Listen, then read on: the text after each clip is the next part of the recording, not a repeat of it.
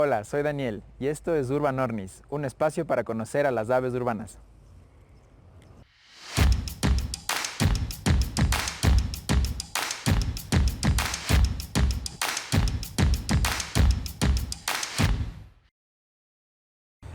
Hola bandada, ¿cómo están? Espero se encuentren muy bien. Yo estoy en la ciudad de Quito, la magnífica ciudad de Quito, la capital del Ecuador y además del lugar donde nací. Esta es una ciudad que se encuentra ubicada en las laderas del estratovolcán activo Pichincha, ubicada al norte del Ecuador, en los Andes del norte del Ecuador. Es una ciudad que mide más o menos 40 kilómetros de norte a sur y 8 kilómetros solamente de este a oeste. Es, sin embargo, la ciudad más poblada del Ecuador. En su área urbana viven más de 2 millones de habitantes. Y bueno, me encuentro al norte de la ciudad visitando a una gran amiga que nos va a hablar de un proyecto interesantísimo que integra a aves urbanas, plantas nativas y además jardines silvestres. Vamos allá. Hola amigos, ¿cómo están? Me encuentro ya en el jardín de mi gran amiga Sandy. Sandy es licenciada en turismo, científica ciudadana, amante de la naturaleza, coordinadora del grupo de observadores de aves Quito y además lideresa del proyecto de jardines silvestres. Sandy, cuéntanos, he traído algunas preguntas para hacerte a ti y que nos cuentes un poco más de tu proyecto. ¿Cómo nace este proyecto de jardines silvestres? ¿Cuál es su objetivo? Sé que han ganado algunos premios, algunas menciones. Gracias Daniel, gracias a Urban Ornis por esta oportunidad de compartirles un poco sobre el proyecto de los jardines. Chévere. Esta iniciativa un poco nace con Juan Manuel Carrión. Muchos conocerán el trabajo, la trayectoria que tiene Juan Manuel Carrión. Entonces él empezó en el jardín de su casa a crear estos sitios dentro de la ciudad como unos refugios para las aves. Entonces nace desde ahí el proyecto de recuperar los espacios verdes en la ciudad para convertirlos en sitios amigables con la fauna urbana. Y entonces en ese sentido pues yo tomé el proyecto un poquito para darle ya más forma al proyecto, para un poquito encaminar este proyecto como un proyecto para poder ayudar al desarrollo sostenible de la ciudad, y así nacen los jardines silvestres, con el objetivo de involucrar a la población en ciencia ciudadana, a recuperar los espacios verdes, fomentando el uso de plantas nativas para que estos sitios se conviertan en refugio, en fuentes de alimento y en elementos de mitigación del cambio climático. Excelente. Y ahorita, ¿cuál es la situación actual de las áreas verdes en Quito, en la ciudad donde estamos ahorita? Y el crecimiento que ha tenido la ciudad durante los últimos 50 años ha sido un crecimiento bastante desordenado, bastante rápido, y básicamente se han perdido varios ecosistemas que antes existían aquí en la ciudad. Entonces, todo lo que es la flora que teníamos antes en la ciudad se ha ido un poco restringiendo a quebradas, se ha ido restringiendo a los parques metropolitanos y a los pocos jardines que aún tenemos. Entonces, en ese sentido es poder recuperar estos espacios de jardines que todavía los tenemos y poder crear un corredor de jardines silvestres a lo largo de la ciudad para que se conviertan en un sitio de conectividad con las áreas verdes que tiene la ciudad. Excelente. Excelente. Y hablamos de las áreas verdes un poco, decíamos que existen ya algunas áreas verdes. Los jardines en realidad ya existen en algunas zonas, ¿no? En escuelas, en hospitales. ¿Cuál es la diferencia principal entre un jardín normal, vamos a decir, ornamental, y un jardín silvestre, que es lo que tú propones en tu proyecto? Básicamente los jardines, si lo damos desde el tipo de estructura del jardín, lo que venimos nosotros utilizando son estos jardines victorianos, en donde se da mucho a la estética del jardín, es más la importancia, ¿no es cierto?, del hombre en el jardín, y mucho lo que es muy, digamos, muy estilizado estos tipos de jardines, en donde hay mucho el uso de las plantas ornamentales, muchas plantas introducidas. Entonces nosotros lo que estamos proponiendo es hacer un cambio a un jardín silvestre.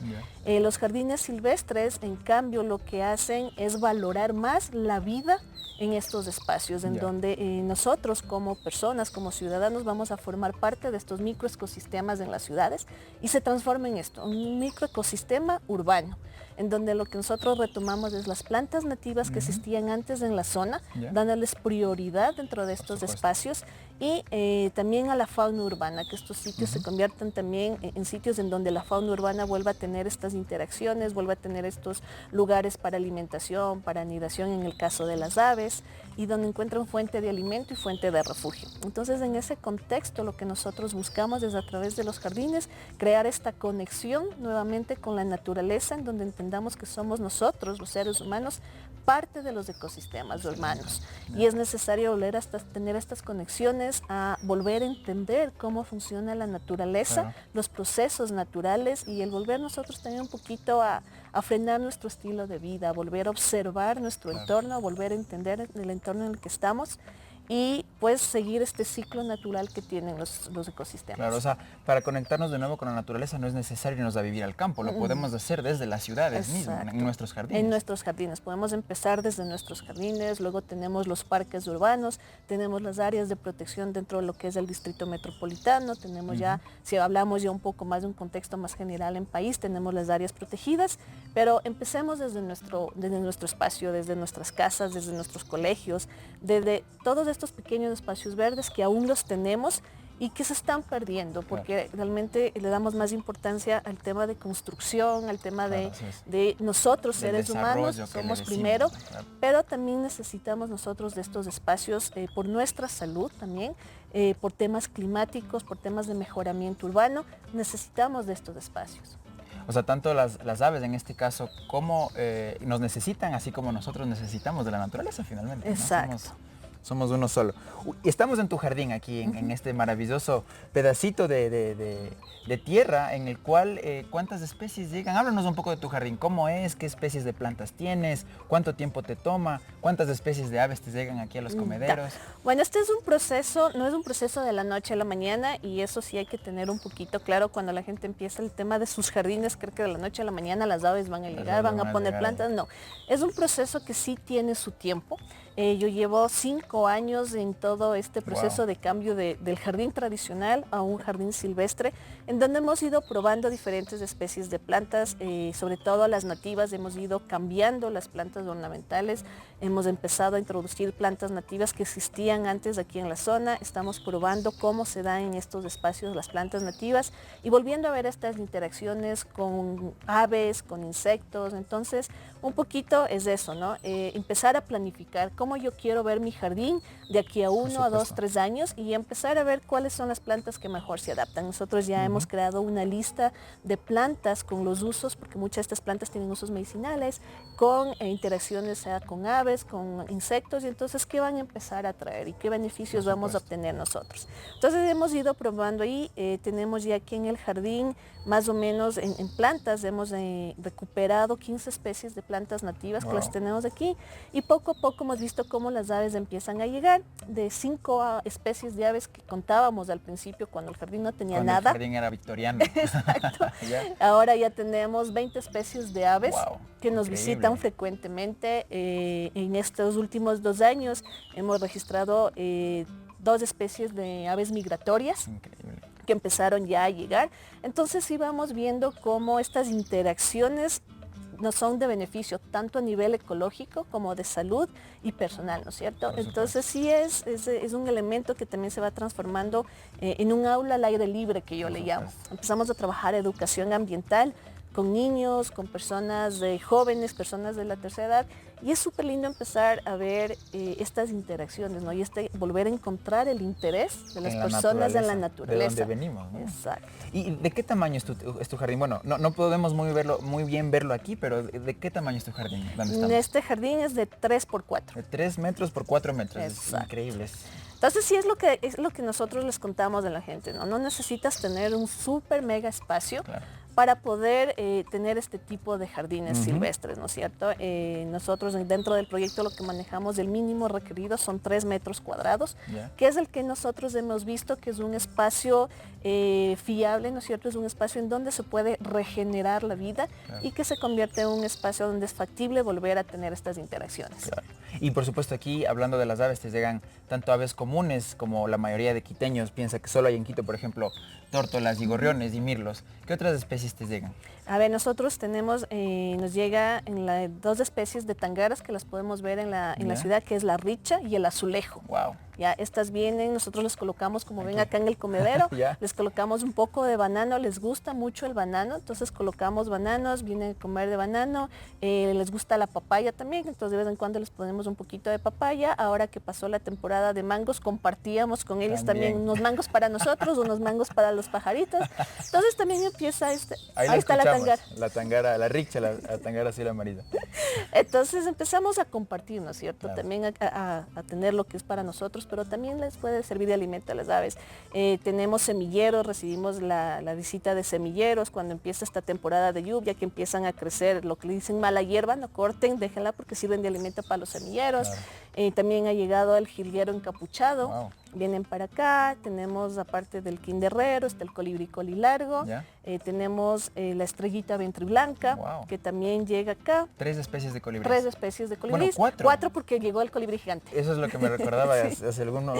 Sí, eso fue una visita sumamente especial. En esta zona no la habíamos registrado durante todo este tiempo que llevamos en esto y llegó. Entonces para nosotros sí fue súper grato, fue una sorpresa. Decimos, wow, vamos por buen camino. Claro. Sí, llegó, vino, llegó a las plantas, a las salvias, que son las nativas que nosotros tenemos aquí, empezó a llegar a alimentarse de las salvias, obviamente complementando con lo que son los bebederos. Claro. Pero ya vamos viendo, ¿no es cierto? Eso. Entonces los quilicos también vienen, siempre los vemos aquí sobre las antenas de la casa, siempre están por aquí cerca. No bajan a alimentarse aquí directamente, claro, pero siempre están por aquí. Está el pájaro brujo, que este es uno de los sitios por aquí cerca. Que nosotros hemos tenido el gusto de poner monitorear durante 3 años la anidación de una pareja que vive aquí. Entonces hemos visto, hemos podido disfrutar, ¿no? Sí, de la anidación. Y las aves migratorias que llegaron, el rocoto, que estuvo aquí también, lo tuvimos aquí, y estuvo también ¿cómo es el Suizon Thrush? ¿Ya? El zorzal de Swainson. El zorzal de Swainson, que también estuvo aquí. Entonces esas son de las migratorias que estuvieron aquí, y el que nosotros tuvimos también junto con los huirachuros, porque llegan bastante huirachuros aquí, les ponemos choclo, vienen a alimentarse, y hace 3 años tuvimos el primo gringo del huirachuro.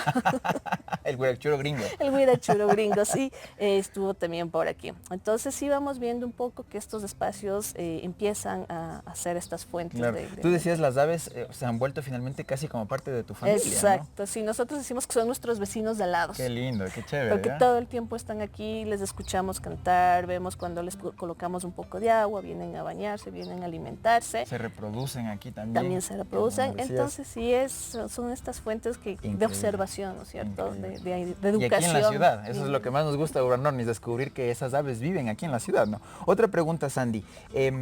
¿Qué impacto ha tenido la implementación de tu jardín silvestre aquí en tu familia? ¿Cómo tu familia se ha visto influenciada por el jardín? Sí ha habido este cambio de entender, ¿no es cierto?, de que este tipo de jardines brindan mucho más beneficios que un jardín ornamental. Claro. ¿Sí? Si bien es cierto, los jardines ornamentales, las mayoría de las plantas sí tienen muchos colores, son muy coloridas, todo el tiempo tienen floración, pero asimismo tienen consumo de más recursos, sobre todo de agua.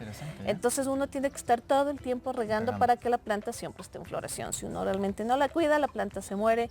O el otro inconveniente que tienen las plantas ornamentales son las plagas que les cae a las plantas, entonces uno tiene que estar todo el tiempo fumigando con insecticidas y eso va a causar daño no solo a las personas, sino también a las aves que son las que visitan este tipo de jardines. Entonces ha habido sí un poquito este cambio de ver con mejores ojos un jardín silvestre que un jardín ornamental, por los temas de menos de consumo de recursos, de mejoramiento de nuestra calidad de vida, y el tema que les hablaba de mitigación de cambio climático. Nosotros sabemos que al recuperar 1 metro cuadrado de espacios verdes estamos disminuyendo la temperatura promedio ambiental de las ciudades y también evitamos este fenómeno de que se da de isla de calor en la ciudad. Claro. Por no tener estos espacios. ¿Cuántos grados puede bajar la temperatura? Alrededor de 5 grados centígrados puede bajar la temperatura promedio ambiental. ¿Con cuánto de un jardín más o menos? Teniendo la recuperación nosotros calculamos con 1 metro cuadrado tienes este beneficio. Wow, igual increíble. Se disminuyen los decibeles de la contaminación acústica entre 5 y 10 decibeles.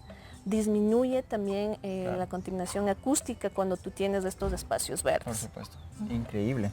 Y aquí en tu jardín, aparte de las plantas nativas, veo que también ya hablamos de los comederos. ¿Qué otros elementos tiene tu jardín para que pueda ser atractivo para las aves? Ya, básicamente nosotros decimos son 3 cosas que necesitamos básicas de nuestro jardín. Primero, que es el alimento a través de las plantas nativas. pongan plantas nativas en su jardín, luego agua, el agua es fuente de vida y las aves necesitan también para calmar su sed, para bañarse necesitan agua, pongan pozuelos con agua pequeños donde las aves puedan llegar a estos espacios y por último, en temporadas en donde no tenemos floración, donde no tenemos frutos, recomendamos colocar alimentaderos, comederos. ¿Ya? En este caso podemos colocar, como les comentaba, entre las frutas, banano, papaya, mango, que son muy apetecidas. Para las especies que se alimentan de granos podemos poner una mezcla de semillas. Usamos básicamente lo que es el alpiste con el morochillo. Mezclado, les ponemos en recipientes pequeñitos y van a llegar las aves.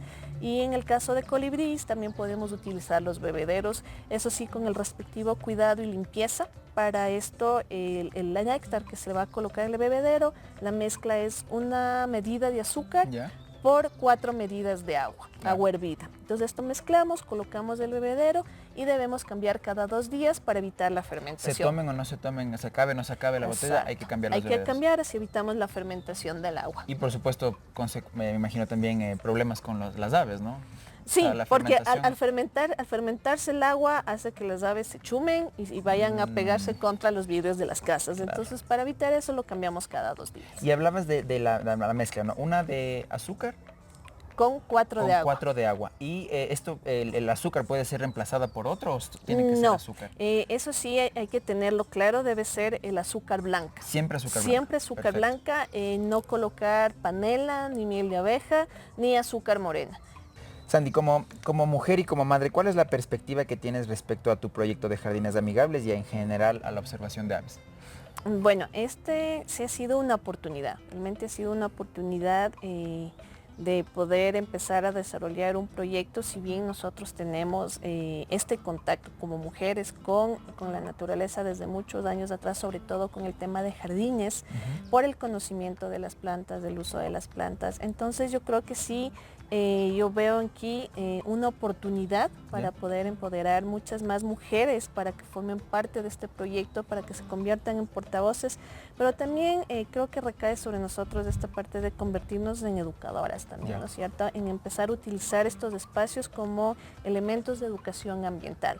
Entonces, en ese sentido, yo creo que podemos lograr mucho a través de estos jardines, el poder trabajar con mucho más mujeres para que puedan recuperar estos espacios, fomenten la recuperación de estos espacios y podamos llegar, ¿no es cierto?, pues el sueño que tenemos de volver a ver verde toda nuestra ciudad. Por supuesto que sí, por supuesto que sí.